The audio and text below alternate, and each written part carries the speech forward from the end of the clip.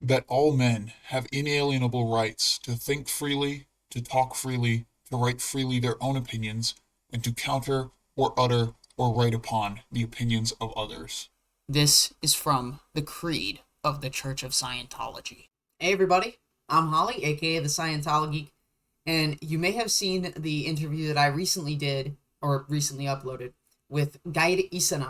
He is a former OT8 and not a current Scientologist or independent. He was involved in the church for many years, since I think 1984. And what I have today is the write-up that he created regarding his doubts about the church and how he believes things could be fixed. So, if you like this content, hit the like button. If you don't, hit dislike. I don't really care. Comment with your feedback or questions, good, bad, or sideways, and subscribe to be kept up to date on all future content. Hit the notification bell to make sure that my videos are getting to you, and share this with your friends and family so they can understand what it's like for someone who was a Scientologist to experience doubt. Because I think this is a very fascinating look into the head of somebody who is dealing with all this cognitive dissonance, biases, biases on the church's end. All these issues that they're starting to see are causing the church to fall apart. So, without further ado, let's get started. This is To Any Relevant Parties. This is Geir Isene's doubt write-up on the Church of Scientology, August 7th, 2009. My name is Geir Isene. I am a Norwegian public Scientologist. I became a Scientologist in 1984. In 2006, I attested to OT8. I've had an enormous amount of spiritual gain from my 25 years in Scientology. I've seen similar gains in my family and friends, and in countless of others I have met and helped with the teachings of Scientology. The gains are there to be had, but can be suppressed by malpractice and suppression of free will. After 2 years of extensive research, I have decided to leave the Church of Scientology. I'm not leaving Scientology, only the Church. In fact, I consider that the present management is not practicing its teachings, and that in order for me to continue practicing Scientology, I need to leave the Church and its suppressive management. The management of Scientology is creating massive bad PR for the technology developed by L. Ron Hubbard and others. By equating the Church of Scientology with the Scientology technology, the Church is lending its bad PR to the technology through its oppressive acts. I acknowledge and validate the many good staff and public Scientologists that are working assiduously to help others with Scientology. I acknowledge that great results are accomplished. It's hard work indeed, and it's made harder by mismanagement. Contrary to what we are led to believe, the Church is not the fastest growing religion on earth. There are not 8 million Scientologists, and the PR for Scientology is not good. It is in fact among the worst of all religions. This is not caused by someone else. It's caused by the Church management. As one knows when studying Scientology and attaining spiritual freedom, one is causing one's own enemies. It's time to stop the technology of L. Ron Hubbard from being dragged down by misapplication and the ensuing bad PR. I hereby submit my write-up on sorting out my own doubts regarding the Church. I am a Scientologist. I will continue to help people with the Scientology technology, but I am no longer a member of the Church of Scientology. The following is a valid WOIM list. For explanation on markup, see the WOIM definition page, references in Appendix A. Doubt formula. Ellerich instructions are in quotes and as main points in the list. Inform oneself honestly of the actual intentions and activities of that group, project, or organization, brushing aside all bias and rumor. The expressed intention of the current church management is to buy more than 170 new church buildings using parishioners' money and without delivering any exchange to those parishioners. This violates the writings of L. Ron Hubbard on exchange, financial policies regarding buildings, L. Ron Hubbard's explicit statement on not to focus on buildings. And here's the quote. When buildings get important to us, for God's sake, some of you born revolutionists, will you please blow up central headquarters? Oh, Jesus. I haven't actually read this doubt write-up before. So, seeing this policy, I can't wait to look at it when I get into the green volumes. I find the ideal org program to be a scam where the church tries to add to its value of assets by pressuring its public for money with no exchange back. The focus on pure donations with no exchange drains the public of bridge progress momentum. 1.2. The activities of the current church management is to enforce compliance to command intention by use of force, harassment, invalidation, and oppression. Force. I have witnessed use of excessive force on several occasions. I've had senior church management scream to my face at point blank only because of a misunderstanding on the part of the Sea Org officer. I have been spat in the face by another Sea Org member. But this is just a fraction of the force in regular use in the Sea Org, and the higher up, the more force. This is both written extensively on the internet and verified by me, as I have spoken to several current and ex-Sea Org members that have experienced serious breaches of basic human rights in the Sea Org, such as sleep deprivation, confinement, and repeated and regular use of physical violence. This use of force is diametrically opposed to LRH's writings on ARC, understanding, tone scale, and management in general. Harassment. The church harasses its former members, the latest example being the use of confidential data obtained from ethics files to publicly harass 4 defectors. This point alone is enough for me to conclude on this doubt condition. Invalidation. I've seen church management invalidate public and treating public in a condescending manner simply because they are not church staff. Oppression. I've witnessed on several occasions that the church has threatened to bar people from going up the bridge and thereby denying them their spiritual freedom unless they do as they're told. It becomes a hostage situation when very few people can decide to bar the rest of mankind from attaining spiritual freedom. L. Ron Hubbard says to, quote, never use lies in PR. The Church of Scientology is lying to its public and the public at large when it refers to the number of Scientologists worldwide. Figures of 8 or even 10 million are given by the church. Any Scientologist should be able to calculate that this is a vastly exaggerated number, at least by a factor of 10, probably even more. This extends to the whole makeup of the international events where Scientology, LRH, and the Church is put forth as perfect and infallible. Most public I've spoken to knows that this is not the truth and hence knows the Church is lying. It's easy to falsify and so it generates an out-reality with the general public and by personal survey comes across as arrogance. The lies are plenty. Another obvious example is this PR line by Wise. We have the only workable administrative technology. It's hard to envision anyone having believed this line as it would make companies like Google or projects like Wikipedia an impossibility, and the Church of Scientology should be several times as big as Google. The Church is hypocritical when it spends millions of dollars on a campaign for human rights. Although this campaign is for PR purposes, it only serves to widen the gap between what the Church says and what it practices. 2. Examine the statistics of the individual group, project, or organization. Although the worldwide statistics are unavailable for inspection, there are several indicators that can help analyze the production trends of the Church of Scientology. The statistics shown at international events are seldom the same from year to year, and very seldom show the main statistics of real expansion. I have been to many organizations around the world, and I see no expansion of the like shown at the events. On the contrary, I see many orgs that have been shrinking over the past decade or so. It's obvious to me that the strategies during the 1990s and 2000s have not been working. It's possible to correlate this with point number 1 above and suspect that the strategies are failing due to wrong intentions on the part of the most senior of management. The Church has released only 1 new OT level since LRH passed away in 1986. The target for the release of OT 9 and 10 was for all orgs to reach the size of Old St. Hill.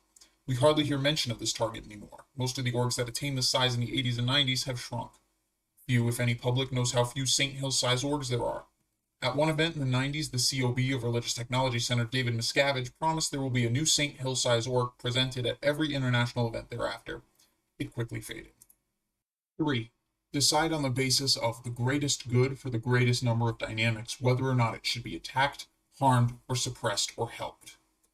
The current management of the Church of Scientology and their suppressive acts should be stopped. The practice of focus on material goods should be stopped. The focus should instead be on delivering good service. The text should be made freely available on the internet for everyone's benefit. A, quote, Project Freedom should be started where the purpose is to give the tech itself for free to all. Yeah, that'll be insane if the church ever did that. Oh my god, if they gave away their tech for free, they'd be ruined. See the Appendix B, #LRH for all. 4. Evaluate oneself or one's own group, project, or organization as to intention and objectives. I am a strong believer in free will, and my objective is to help people achieve spiritual freedom and the ability to exercise their free will. I can testify that the technology of L. Ron Hubbard has helped me recover my own, and I have seen it help countless others recover their free will and able to exercise it. Sadly, I have also seen the church all too often suppress the free will of its members. In fact, the higher one comes up the bridge, the more suppression of free will. As an OT8 and OT ambassador, one is given a large number of supposed twos in order to act as a poster boy and to help drive through the command intentions in one's area. Force is used in order to make the OT8s toe the party line. 5. Evaluate oneself or one's own group, project, or organization statistics. I'm doing very well in life, both spiritually as a person, in a family, forming and making groups prosper. I'm doing well on my creative line. May each be his own judge of that. This leads to Guide's blog, which I think is under a different domain name now. 6. Join or remain in or befriend the one which progresses toward the greatest good for the greatest number of dynamics and announce the fact publicly to both sides.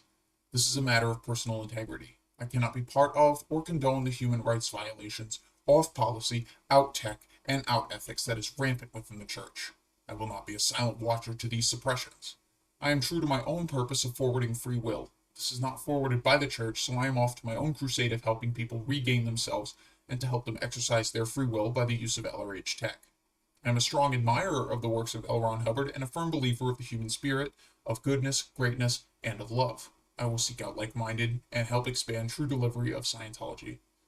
This write-up is published to all relevant parties. The introduction is also published on my website.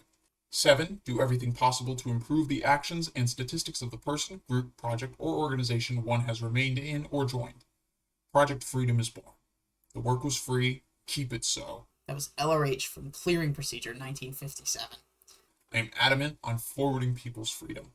I will help people attain and exercise their free will. 8. Suffer on up through the conditions in the new group if one has changed sides, or the conditions of the group one has remained in if wavering from it has lowered one's status. I will do my utmost. I will not be still or silent. I will be effective and vocal. For extensive information, go to this website, Scientology-cult.com. I don't know if it's still up. Note to the Church of Scientology. Please do not contact me in an effort to, quote, handle my viewpoint. The data from 2 years of extensive research is vast and decisive. May you wake up and see what is now running the church. So we got our appendix, a poll on religions, the WOIM definition page. We got the 4 levels of exchange. So this is a policy letter. We got 2 policy letters regarding buildings and finances. We got the tape, The Genus of Scientology, from the 31st of December 1960, but this is from the Anatomy of the Human Mind Congress. An article revealing the inner workings of int management, which I would be happy to click on later. Policy letter called The Missing Ingredient from PR Series 2. Some of his own creative output and his own public announcement on leaving the church. Let's see what's on the last page here. Appendix B, LRH for All. Ultimate planetary dissemination of the works of L. Ron Hubbard. Purpose: to get L. Ron Hubbard's technology into the hands of everyone as fast as possible and in the most user-friendly way. How? Release the full body of publicly available LRH material on the internet, fully indexed, easily searchable, free for all to access without restrictions. The benefits: everyone could get free access to all LRH material. The public access to the technology would reach places where there are no libraries. Access to the material would be almost instantaneous. Pointing someone to specific parts of the technology would be as simple as relating a link. Finding exact references would finally be practical with a proper search backend. It would revolutionize academy training in the orgs, as the students would finally have all the references they could ever hope for by the click of a button. It would revolutionize the running of the orgs, as the staff would have all the references they could ever hope for by the click of a button. Time: if the materials of LRH is already digitized, a full release of the materials on the internet should take no more than 6 months to complete. Impact: releasing all publicly available LRH material on the internet would be the greatest dissemination of his technology ever. Objections: what about the lost income from book sales? The purpose is the dissemination of the materials to as many as possible. This would generate a substantial increase in the interest for services, for training, and auditing, which would by far compensate for any lost revenue. The purpose is to get the technology in use, a cleared planet, and not to cater primarily for short-term income. What about copyrights? Releasing the materials on the internet would not violate any LRH copyrights, just as shipping books to libraries would not have any effect on the copyrights of the materials. What about protecting the purity of the tech? By releasing and maintaining the originals on the internet, the public can finally refer to the authentic materials and for the first time be able to spot any altered materials on the internet by easy comparison. Today, altered material is floating on the internet with no easy way of checking its authenticity. But the public will not fully understand the materials. LRH writes in HCOPL 11 August 72, films and tapes not prohibited.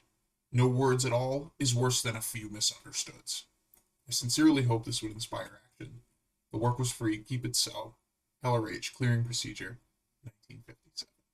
I had never read Mr. Isene's doubt write-up up until now, so this is a raw reading, as are all of mine, unless it's a very specific thing. But I think it was very fascinating and helped me understand what doubts a Scientologist may be going through back in like the 2000s. Seeing all of the crazy upper management. The interview that I did with him, I think, was also very informative when it came to providing some sort of background so we can understand what some of the context is for his doubts, especially for his own personal experiences. And I don't really have much else to say. If you want access to this content, as well as other things, including policies, bulletins, flag orders, base orders, bunch of other stuff, lectures, feel free to hit me up at ScientoloGeek@gmail.com, or you could go to the server, the Discord server, link in the description, and DM me from there with a valid Gmail address. I will talk to all of you later. See ya.